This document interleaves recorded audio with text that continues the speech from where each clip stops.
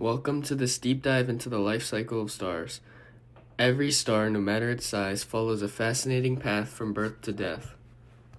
Today, we'll explore the journey of stars, from their formation in dense clouds of gas and dust, to their eventual deaths as white dwarfs, neutron stars, or black holes. Stars are the building blocks of the universe. They create the elements that form planets, galaxies, and even life itself. But how does a star form? What determines its fate? And what happens as it dies? Let's find out by examining the process of stellar evolution in detail, starting with the birthplace of the star, the interstellar medium. All stars begin their lives in the interstellar medium, a vast expanse of gas and dust that exists between stars. This medium is primarily made up of hydrogen, the simplest and most abundant element in the universe, along with smaller amounts of helium and trace elements. In certain regions, the interstellar medium becomes denser and cooler, forming molecular clouds. These clouds can be massive, with temperatures as low as 10 Kelvin, making them some of the coldest regions in space. An external event, like a shockwave from a nearby supernova or the collision of two molecular clouds, can trigger the collapse of these clouds. Gravity takes over, pulling the gas and dust inward. The cloud doesn't collapse uniformly, though it fragments into smaller pieces. Each fragment, still larger than the sun, becomes the seed of a future star. As these fragments contract, their densities increase significantly, reaching about 10 to the 12th particles per cubic meter. Over time, temperatures in the core of these fragments begin to rise due to gravitational compression. Eventually, the central region becomes a protostar, the earliest stage of a star's life. Protostars are fascinating objects. They are not quite stars yet, but are well on their way. During this stage, the collapsing fragment develops a dense core, and the material surrounding it forms a rotating disk. This disk is made up of gas and dust and will eventually give rise to planets, moons, and other celestial bodies. As the protostar continues to contract, its temperature and pressure increase. The surface or photosphere becomes visible, and the object begins to glow faintly. Temperatures in the core climb to about 1 million Kelvin, causing the particles inside to move rapidly. Bipolar flows, which are jets of material ejected from the poles, are common. These outflows clear away surrounding gas, allowing the protostar to shine more clearly. Despite the high temperatures, nuclear fusion has not yet started. The protostar's path during this phase can be plotted on the HR diagram. It follows the Kelvin-Helmholtz contraction phase, where the star's temperature rises while its luminosity decreases. Eventually, the protostar enters the T Tauri phase, marked by erratic brightness and strong winds. By the end of this stage, the protostar has shrunk to about 10 times the sun's size.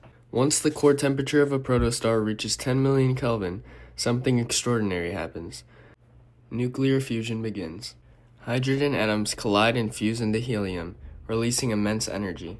This energy creates pressure that counteracts gravity, allowing the star to achieve hydrostatic equilibrium. At this point, the star officially enters the main sequence, the longest and most stable phase of its life. The length of time a star spends on the main sequence depends entirely on its mass. Small stars, like red dwarfs, burn their hydrogen slowly and can remain on the main sequence for trillions of years. Our sun, however, a medium-mass star, will spend about 10 billion years on the main sequence. In contrast, massive stars with their higher temperatures and rapid fusion rates may only last a few million years. During this stage, stars burn hydrogen in their cores, producing the light and heat that make them visible. They maintain a delicate balance between the inward pull of gravity and the outward push of pressure from fusion. Most stars spend about 90% of their lifetimes on the main sequence, making it the longest and most important stage of stellar evolution. When a star exhausts the hydrogen in its core, it marks the end of its stable main sequence phase. Without fusion generating outward pressure, gravity begins to take over. For stars like our sun, medium-mass stars, this transition is dramatic. As hydrogen fusion ceases, the core begins to collapse under its own gravity, becoming denser and hotter. Meanwhile, the outer layers of the star expand outward, sometimes reaching sizes over 100 times the star's original radius. This expansion cools the star's surface, causing it to glow red, which is why this phase is called the red giant phase. Inside the core, the temperature continues to rise until it reaches about 100 million Kelvin. At this point, helium fusion begins. This process, known as the triple alpha process, converts helium into carbon. The name comes from the fact that 3 helium nuclei, or alpha particles, combine to form carbon. This is an incredibly energetic process and often occurs in sudden bursts, known as helium flashes. These flashes can briefly outshine the star's entire luminosity. While the core fuses helium into carbon, the outer layers of the star continue to expand and cool, giving the red giant its bloated appearance. Over time, the star begins to lose its outer layers due to strong stellar winds. This loss of material enriches the surrounding interstellar medium, seeding it with elements like carbon and hydrogen that are crucial for forming new stars and planets. For massive stars, the transition off the main sequence is even more intense.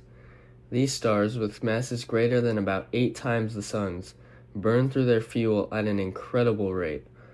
Once hydrogen is exhausted, helium fusion begins almost immediately, followed by the fusion of heavier and heavier elements, such as carbon, neon, oxygen, and silicon.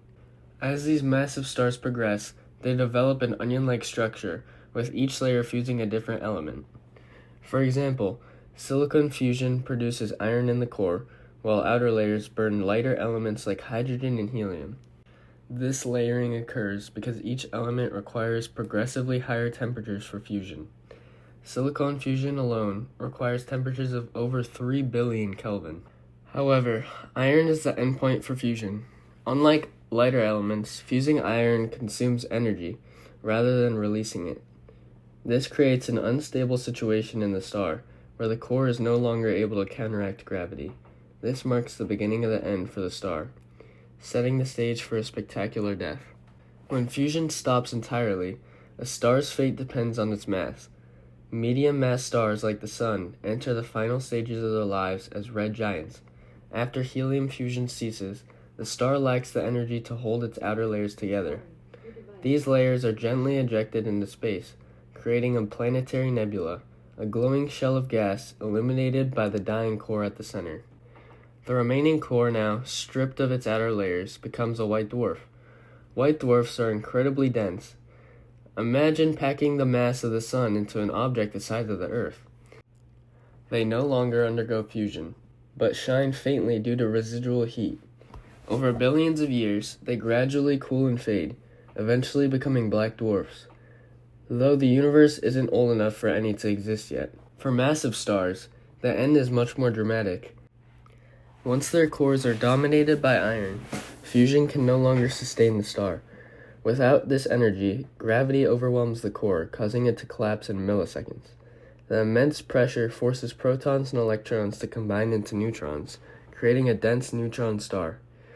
This sudden collapse triggers a shockwave that blasts through the outer layers of the star, resulting in a supernova explosion. Supernovae are some of the brightest events in the universe, capable of outshining entire galaxies for weeks. They scatter heavy elements like gold, silver, and uranium into space, enriching the cosmos with materials essential for forming planets. If the core's remaining mass is between about 1.4 and 3 times the Sun's mass, it becomes a neutron star. Neutron stars are incredibly dense. Just a teaspoon of a neutron star's material would weigh billions of tons. They can also spin rapidly, emitting beams of radiation as pulsars. For the most massive stars, with cores exceeding 3 solar masses, not even neutron pressure can halt the collapse. Gravity crushes the core into an infinitely small point, forming a black hole. Black holes are regions of space where gravity is so strong that not even light can escape. They mark the ultimate end of a star's life, leaving behind a mysterious remnant that continues to influence its surroundings. The life cycle of a star is a story of creation and transformation. From their birth in molecular clouds to their dramatic deaths, stars shape the universe in profound ways. They create the elements that form planets, power galaxies, and even make life possible. Each type of star, whether a small, steady red dwarf, a medium-sized sun-like star, or a massive, short-lived giant, has its own unique journey. But in the end, every star contributes to the ongoing story of the cosmos. By studying stellar evolution, we gain insight into the origins of everything around us. From the air we breathe to the earth beneath our feet, it's a reminder that we are all connected to the stars. Thank you for joining me on this journey through the lives of stars.